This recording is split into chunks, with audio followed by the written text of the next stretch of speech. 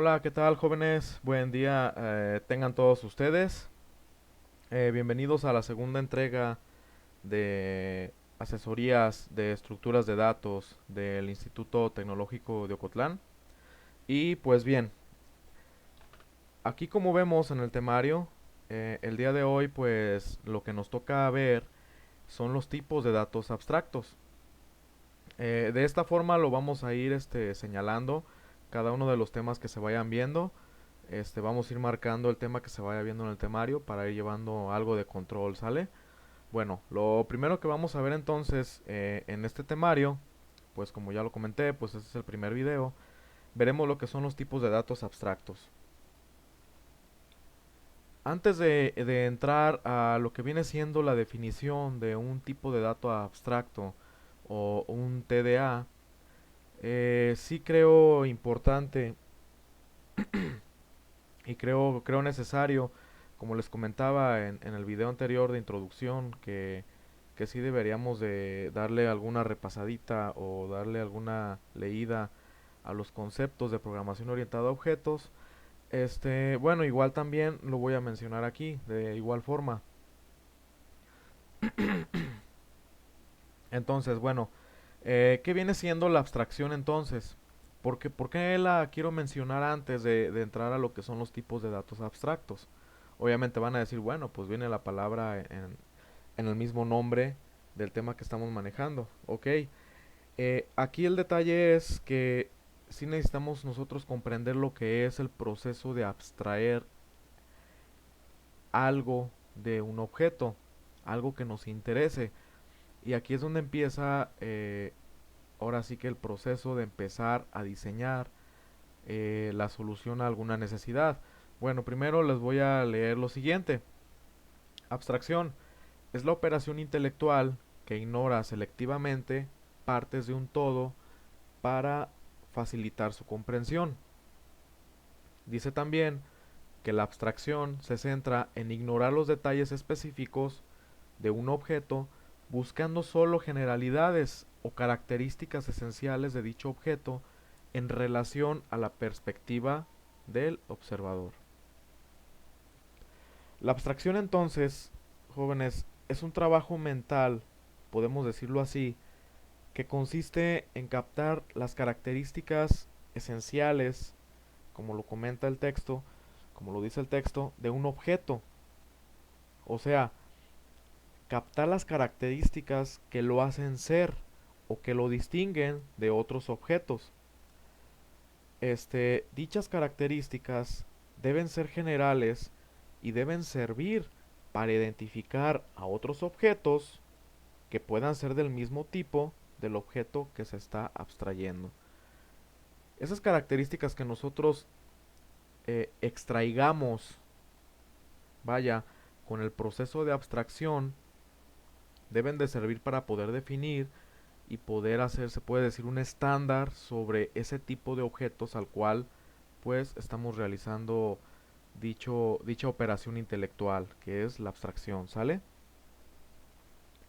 Y bueno, hay una parte importante que dice en los últimos dos renglones de esta diapositiva, dice, eh, buscando solo generalidades o características esenciales de dicho objeto en relación a la perspectiva del observador.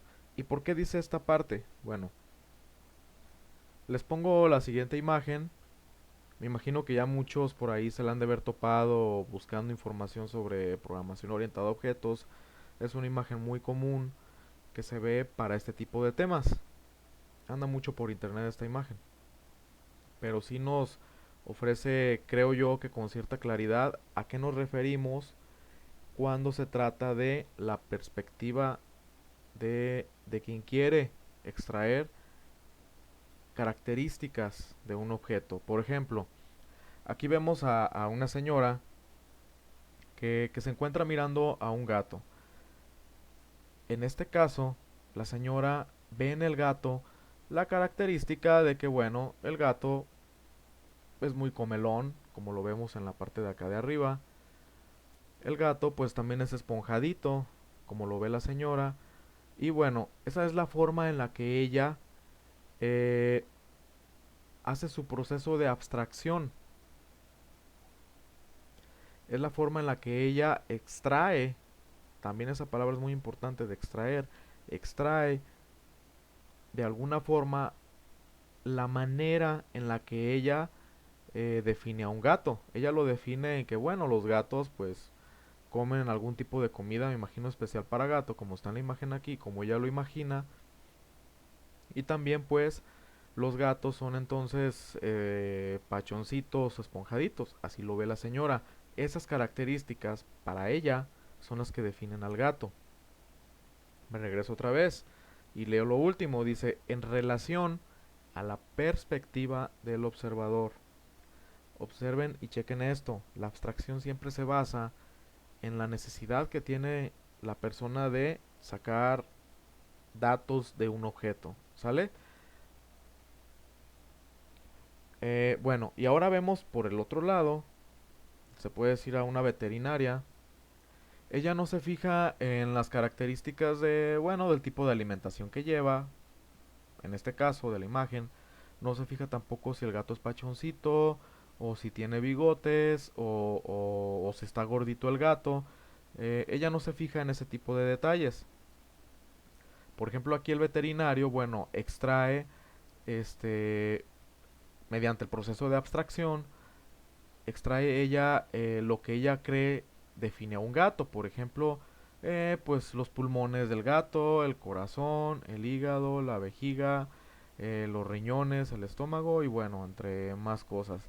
Ella en base a la anatomía del animal, pues de esa manera ella define al gato. O sea, si se va entendiendo esto, depende mucho de quién mire al objeto y en base a eso, pues eh, se van a extraer las partes que son relevantes para el observador, que en el momento él las necesita. Tal vez me regreso con la señora. La señora quiere comprar un gato, es en lo que se va a fijar, en esas partes. El veterinario, por otro lado, quiere hacer algún estudio, algún examen al gato, bueno, ella se va a fijar en la anatomía de dicho animal. Pero ojo, en este caso, bueno, lo que viene siendo para la abstracción, la abstracción que se realiza sobre un objeto, como les acabo de comentar, va en relación a lo que el observador desea. Lo acabamos de decir. Porque no necesariamente las características abstraídas de un objeto son definitivas y aplican para, por decirlo, para todas las necesidades que surjan de otros observadores. Es lo que acabo de comentar con lo de la señora, acá de la parte izquierda, y la señora veterinaria de la parte derecha. No está de más decir entonces que la abstracción como tarea para definir un problema y encontrar soluciones en el desarrollo de software es vital para todo programador. De hecho, la capacidad de un programador de desmembrar un problema y hacer a un lado detalles que no son relevantes para él de dicho problema, este, así como lo señalan de hecho muchos autores también, eh, tiene igual o mayor importancia que el conocimiento mismo sobre un lenguaje de programación. Entonces, ¿a qué me refiero con esto? Que tal vez seamos expertos en algún tipo de lenguaje de programación, conozcamos de pies a cabeza la estructura de un lenguaje de programación, cómo implementarlo, cómo usarlo, pero si no sabemos traducir un problema, no sabemos aplicar esa tarea intelectual que es la abstracción, no la sabemos migrar de lo que viene siendo el problema en sí a una solución en código de programación, pues realmente no nos sirve de nada ser expertos en un lenguaje si no tenemos la idea clara de cómo generar esa solución en base a código. No sé si me explique. Bueno, aquí de alguna forma les voy a poner otro ejemplo. Tenemos aquí fotografías de autos. Y aquí yo hago la pregunta, ¿qué características podemos nosotros abstraer de los automóviles? ¿O qué características semejantes tienen todos estos automóviles? Recuerden que el proceso de abstracción, como lo comentábamos anteriormente, es la parte en la que extraemos lo esencial, lo que define a un objeto y lo que lo hace obviamente diferente a otros objetos, pero lo que caracteriza a ese objeto y lo podemos hacer como un estándar para poder nosotros otros objetos poderlos definir como lo que estamos nosotros abstrayendo. Por ejemplo aquí, bueno, de un vehículo, pues si se fijan por acá tenemos un Mercedes, tenemos un BMW, tenemos un Camaro, acá por este lado tenemos un Fusion, creo. Tenemos también un Volkswagen Up, tenemos un Renault y por ahí, bueno, otros autos. Entonces, de un vehículo podemos nosotros decir que una característica es su marca. Otra característica que podemos nosotros ver sobre un vehículo, bueno, aquí tenemos un modelo clásico, pero acá de este lado tenemos un modelo más reciente, si no es que de último modelo. Entonces, podemos también nosotros como característica abstraer el modelo, si no me equivoco. Si por ahí no estoy confundiendo modelo con nombre o modelo de año, más bien si no estoy confundiendo eso, bueno, ya es cuestión eh, de definir bien ahí la característica, ¿sale? Pero bueno, una puede ser el modelo, que se puede decir el nombre del vehículo, eh, y la otra pues puede ser el año, es otra característica. Este vehículo, por ejemplo, es del año, un ejemplo, 76, mientras que este puede ser del año actual. Puede ser un 2015, 2016, 2017, no sé. Otra cosa que define a todos los vehículos es el número de chasis o el número de serie. Y de ahí nos podemos ir llevando y sacar las características que según nosotros como observadores y según lo que queremos, podemos nosotros extraer. Podemos sacar el peso, el número de puertas, el cilindraje, el motor, etcétera, entre otras más cosas. Bueno, si lo vemos de la manera como compradores, como que queremos ver un auto, pues sí, vamos a verle todas esas características, hasta de hecho, no sé si lo mencioné, el color también, el rodado de las llantas, todo eso lo podemos nosotros empezar a abstraer en base al objeto al cual estamos aplicando esta tarea intelectual, ¿sale? Pero ¿qué pasa si somos mecánicos? Volviendo un poquito al ejemplo de la señora y la veterinaria. ¿Qué pasa si somos mecánicos? Bueno, no, tal vez va a pasar desapercibido un poquito, pues el color, el modelo, o va a pasar desapercibido un poco la marca. Como mecánico, lo que nos va a interesar, bueno, son las partes como el estado de la transmisión, o qué tipo de transmisión trae, qué presión trae en los pistones, por ejemplo, la suspensión, cuánta carga puede, o sea, depende mucho en este caso, bueno, tal vez un mecánico no se tiene que fijar en cuánto peso puede soportar un auto, o no lo sé, no lo sé. Pero sí se fijan que depende mucho de la perspectiva de quien quiera abstraer información o características de un objeto, ¿sale? Y así me la puedo llevar. En el caso del mecánico, el mecánico puede decir, ¿sabes qué? Bueno, este, a mí me interesa nada más lo que es la parte del motor, la transmisión, el tren motriz y bueno, el radiador, el estado del radiador, todo ahí me la puedo llevar ahí y pues bueno, una infinidad de cosas que pueden salir, ¿sale? Entonces, el hecho de abstraer, como lo vimos hace un momento, no necesariamente tiene que ser para este las características que definan a un objeto. No solo las características definen a un objeto, sino también su comportamiento. Entonces ahí entramos en otra cuestión.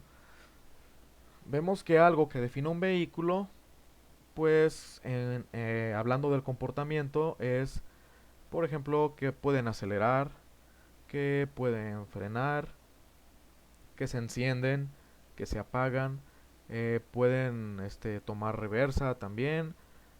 Eh, ¿Qué otra cosa puede hacer un vehículo? Bueno, es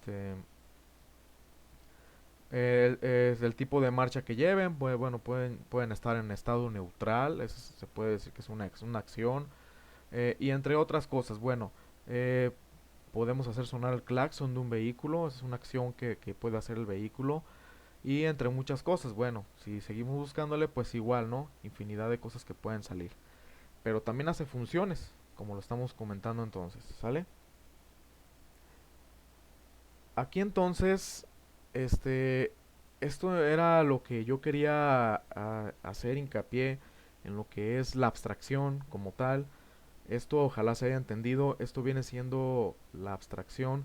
Es el hecho, repito, de poder nosotros de alguna forma mentalmente tener esa imaginación, si es válido decirlo también, tener la imaginación o tener esa capacidad mental de poder nosotros visualizar un problema y de ahí extraer las partes que son, se puede decir, eh, básicas o las partes generales de un problema, nada de específico, todo tiene que ser general para poderle dar una mejor solución, ¿sale? Bueno, así es, de alguna forma como lo podemos definir, pero como siempre, pues, siempre no quedarnos, a gusto con lo que vemos aquí, siempre darle una buena buscada a lo que son los libros, a más contenido en internet, a todo hasta que nos quede claro, ¿sale? Bueno, eh, me brinco ahora a lo que vienen siendo los tipos de datos abstractos. Aquí, de hecho, invertí, creo yo, que era necesario invertir un poco más de tiempo en lo que era el concepto de abstracción, más que de tipo de dato abstracto. Se van a dar cuenta que no es tan complicado comprender un tipo de dato abstracto, sino más bien la tarea mental, más bien, perdón, comprender la tarea de abstraer algo. Eso sí, creo que es un concepto algo más complicadito de comprender. Pero bueno, ¿qué son los tipos de datos abstractos? Bueno, un TDA, también llamado así, o TAD, TDA o TAD, es un modelo compuesto por un conjunto de datos que lo definen. Para empezar, empecemos por esa parte. Es un conjunto de datos que definen a un modelo, ¿sale? Esa es la primera parte. Y como segunda parte, dice, y operaciones asociadas para ese conjunto de datos. Un TDA se caracteriza por ocultar su implementación al usuario. Así también debe ofrecer una interfaz para que el usuario pueda interactuar con el propio TDA. Y bueno, van a decir, ok, seguimos con lo mismo, tal vez nos quedemos en las mismas. ¿Y qué viene siendo un TDA? Bueno, básicamente un TDA es un tipo de dato creado por el programador. Ese se puede decir que es la idea básica de lo que es un TDA. Es un tipo de dato creado por el programador. Por lo tanto, y obviamente, este tipo de dato puede estar compuesto por tipos de datos primitivos, como son booleanos, char, de tipo entero, etcétera, u otros TDAs ya creados previamente. Entonces, un TDA por lo general, si se fijan con lo que mencionó anteriormente, eh, implementa conceptos puros de la programación orientada a objetos, como el encapsulamiento y lo que ya habíamos platicado, la abstracción. Bueno, y entonces, la definición formal nos dice que los TDA se componen de dos partes principales. Una viene siendo la descripción matemática del conjunto de datos que definen al propio TDA y la otra viene siendo la descripción de operaciones bien definidas sobre ese conjunto de datos o algunos datos del conjunto. No necesariamente tiene que haber operaciones sobre toda la familia de datos que componen al TDA, sino puede ser que esas operaciones estén sobre algunos datos de ese conjunto. ¿Ok? Bueno, y nosotros, ¿cómo implementamos un TDA en Java? Pues es de lo más sencillo. De hecho, obviamente, como comenté en el video de introducción, si ya estamos en estructuras de datos es porque ya vimos en algunas otras materias programación orientada a objetos, ¿sale? Entonces, ya hemos nosotros desde antes trabajado con un TDA, aunque tal vez no sabíamos el concepto, no lo teníamos definido como tal. Un TDA en Java se implementa con una clase. en Java, un TDA se crea con una clase. Entonces, relacionemos lo comentado, donde el conjunto de datos corresponde a los atributos de la clase y las operaciones sobre dichos datos corresponden a los métodos de la clase. Entonces, chequen cómo todo está empezando a agarrar forma y cómo entonces de esta manera tal vez no tenemos muy bien entendida la idea de lo que era un TDA, pero si lo relacionamos con que un TDA lo podemos implementar a partir de una clase, bueno, empiezan a relacionar estas dos partes. El conjunto de datos corresponde a los atributos de la clase y las operaciones, hablando de ese TDA, ¿sale? Sobre dichos datos corresponden a los métodos de la clase. Bueno, entonces nos quedamos con esto.